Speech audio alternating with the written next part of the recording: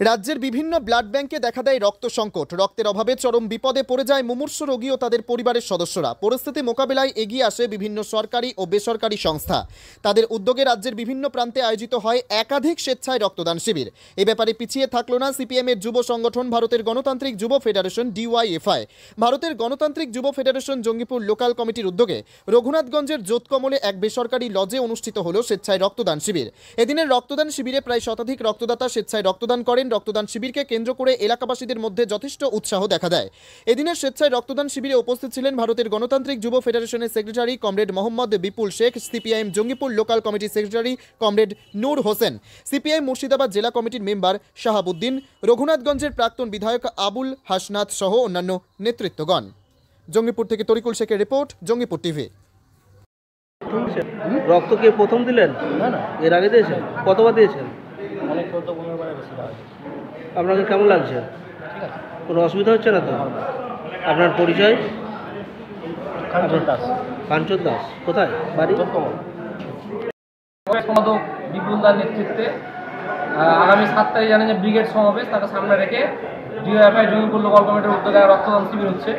আপনারা দেখছেন ব্যাপক সারা, প্রচুর রক্তদাতা আজকে রক্তদান করতে এসছেন এবং একমাত্র বামপন্থী ছাত্র সংগঠন গণসংগঠনগুলো রাজ্য জুড়ে রক্তের সংকট মেটাতে অগ্রসর হয় এবং আমাদের দেখে অনেক স্বেচ্ছাসেবী সংগঠন বা অনেক রাজনৈতিক দল এখন শুরু করেছেন, কিন্তু এটা ইতিহাস সাক্ষী এসে যে বামপন্থী গণসংগঠনগুলোই রক্তদান শিবিরের ক্ষেত্রে গোটা রাজ্য জুড়ে রক্ত সংকট মেটাতে বেশি। আপনার পরিচয়? মিজানুর রহমান, সিপিএমের সদস্য এবং কৃষক সভা নেতা। উদ্যোগে স্বেচ্ছায় রক্তদান শিবির আয়োজন করা হয়েছিল। এখানে মানুষকে আমরা আহ্বান করেছিলাম, অনুরোধ করেছিলাম যে আজকাল হাসপাতালে একেবারে রক্ত শূন্য, রক্ত পাওয়া যায় না। অনেক মুমূর্ষু রোগী অসহায় রক্তজন ছুটি পড়ে, রক্তজন মারা যায়। আমরা প্রতি বছর আমরা এই রক্তদান শিবির করে থাকি। আজকাল তাই আয়োজন করেছি। মানুষ স্বেচ্ছায় রক্ত দিলেন। রক্তদান জীবনদান এবং রক্ত মানুষের শরীর ছাড়া কোথায় কলকারখানা তৈরি হয় না। তাই মানুষকে রক্ত প্রত্যেক বছর 2বার অন্তত রক্ত দেওয়া উচিত। এই রক্তদান দিলে মানুষ তার রুগী তার সহায়তা পাবে, অনেক রুগী প্রাণে বাঁচবে।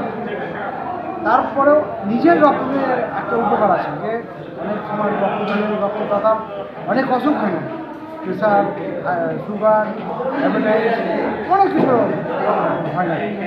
তাই প্রত্যেককে আহ্বান করবো আবার আপনারা স্বেচ্ছা রক্তদান করুন। কতজন রক্তদাতা দিলেন? এখন পর্যন্ত প্রায় 90 জন হয়েছে। আশা করি আরও কয়েকজন হবে, 100 হবে।